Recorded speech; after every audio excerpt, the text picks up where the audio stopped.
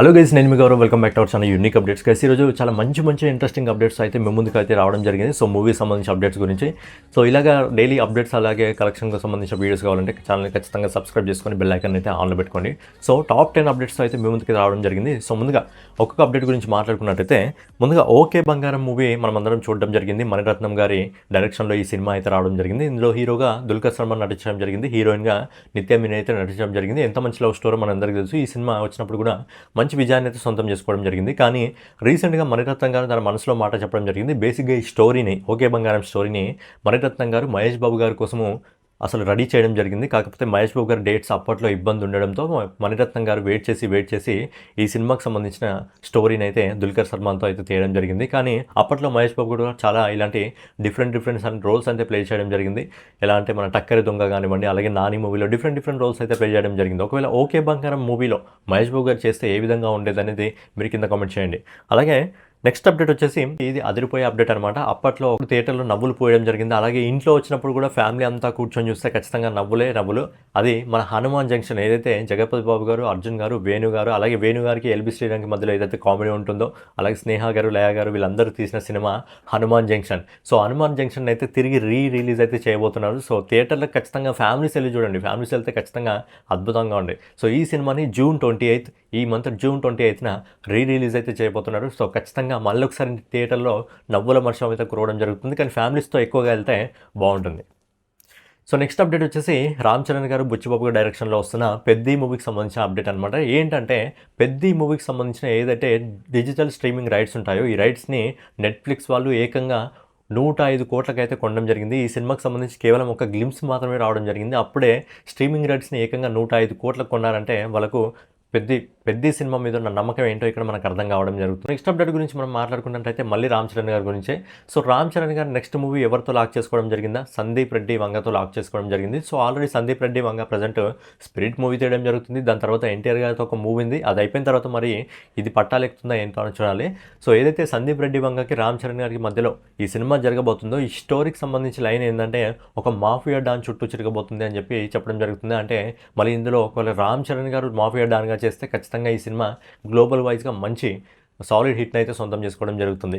Next వచ్చేసి Kannappa movie గురించి అనమాట. రీసెంట్గా కన్నప్ప మూవీకి సంబంధించిన వీడియో రావడం జరిగింది. మనందరికీ తెలిసిన విషయమే. కాకపోతే అందులో ఒక 13 చోట్ల అభ్యంతరకర సీన్లు ఉన్నాయని చెప్పి బ్రాహ్మణులు అయితే కంప్లైంట్ చేయడం జరిగింది. దాన్ని కూడా సెన్సార్ బోర్డు వాళ్ళ దృష్టికి తీసుకొని అలాంటి ఒక 13 సీన్లను కట్ చేయాలని చెప్పి మూవీ టీంకి అయితే డిమాండ్ అయితే చేయడం జరిగింది.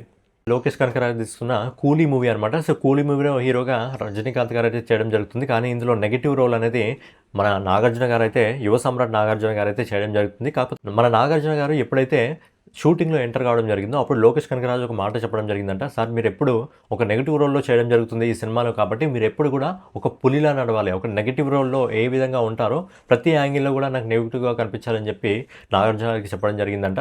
అందుకే ఈ సినిమాలో నాగార్జున గారి రోల్ అంత ఇంపార్టెంట్ అని చెప్పి లోకేష్ కనకరాజు గారు చెప్పడం జరుగుతుంది. అలాగే ఎవరైతే రజనీకాంత్ గారు ఉన్నారో రజనీకాంత్ గారికి ఇంకా నాగార్జున గారికి ఏదైతే రోల్స్ అనేది ఒకరికొకరు చాలా ధీటుగా ఉంటుందని చెప్పి లోకేష్ కనకరాజు గారు అయితే చెప్పడం జరిగింది.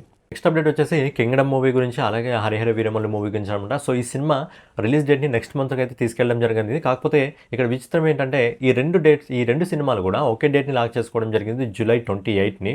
సో బేసిక్గా జూలై 28 ఈ రెండు సినిమాలు పాన్ ఇండియా మూవీస్ కాబట్టి రెండు సినిమాలు ఒక్కరోజు వస్తే ఖచ్చితంగా ప్రొడ్యూసర్లు నష్టపోవడం జరుగుతుంది కాబట్టి అలాగే ఇంకో డేట్ని కూడా వీళ్ళు లాక్ చేసుకోవడం జరుగుతుంది, అది జూలై 18. సో జూలై 18, జూలై 28 రెండు డేట్లను అయితే లాక్ చేసుకోవడం జరిగింది. అయితే వీళ్ళకి సంబంధించిన ఎవరైతే ఓటీటీ రైట్స్ ఉంటారో, ఓటీటీ యాజమాన్యం ఉంటుందో వాళ్ళైతే వీళ్ళపైన ఇబ్బంది పెట్టడం జరుగుతుంది. ఆల్రెడీ హరిహర వీరమల్లు ఇప్పటికే చాలాసార్లు అయితే డేట్ని పోస్ట్పోన్ చేయడం జరిగింది కాబట్టి నాకు తెలిసి జూన్ 18కి హరిహర వీరమల్లు వచ్చే అవకాశం ఉంది. ఒకవేళ జూన్ 28కి కింగ్డమ్ వచ్చే అవకాశం ఉంది. ఒకవేళ కింగ్డమ్ దారుల నుంచి తప్పుకుంటే జూలై 28కి హరిహర వీరమల్లు వచ్చే అవకాశం ఉంది. కానీ రెండు సినిమాలు వచ్చినప్పుడు కూడా డిఫరెంట్ డేట్లో వస్తే ఆ సినిమాల ప్రొడ్యూసర్లు అనేది లాభపడే అవకాశం అయితే ఉంటుంది.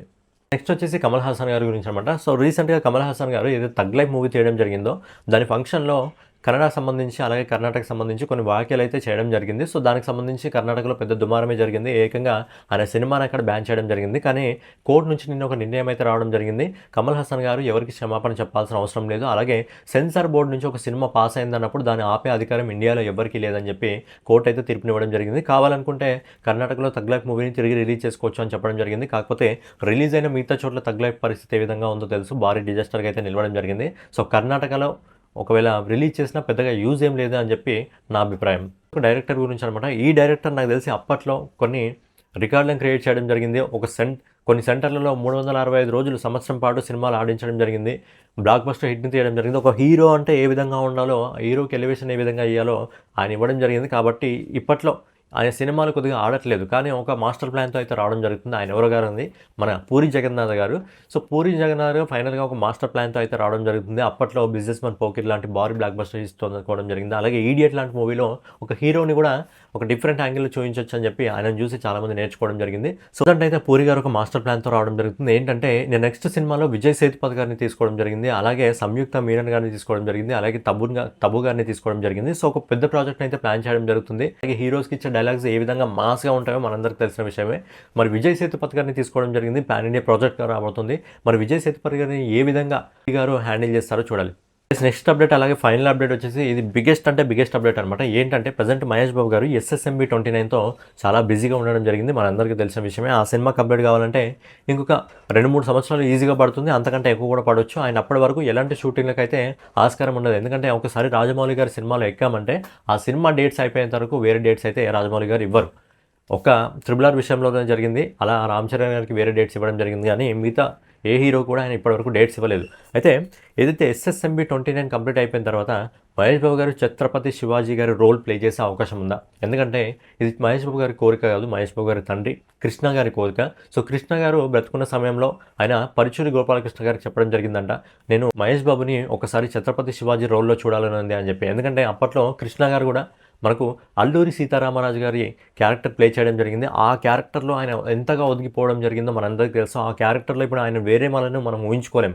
సో అలాంటి క్యారెక్టర్ అయితే ప్లే చేయడం జరిగింది కృష్ణ గారు. అయితే కృష్ణ గారి కోరిక ఏంటంటే మహేష్ బాబు గారిని ఛత్రపతి శివాజీ క్యారెక్టర్లో చూడాలని చెప్పి అది కృష్ణ గారి కోరిక. మరి మహేష్ బాబు గారు ఈ సినిమా అయిపోయిన తర్వాత అలాంటి రోల్ ప్లే చేసి మరి కృష్ణ గారి కోరికను తీరుస్తారా లేదా అనేది చూడాలి. సో ఫైనల్గా ఇవ్వనమాట ఈరోజు ఇంట్రెస్టింగ్ అప్డేట్స్. రేపు మరిన్ని ఇంట్రెస్టింగ్ అప్డేట్స్తో కలుసుకుందాం. సో ఛానల్ ఎవరైనా కొత్తగా విజిట్ చేస్తున్నట్టయితే అండ్ ఈ అప్డేట్స్లో మీకు ఏ అప్డేట్స్ అనేది బాగా నచ్చింది అనేది ఖచ్చితంగా కింద కామెంట్ చేయండి. అలాగే ఇలాంటి వీడియోస్ రెగ్యులర్గా కావాలంటే ఛానల్ని ఖచ్చితంగా సబ్స్క్రైబ్ చేసుకోండి. జై హింద్.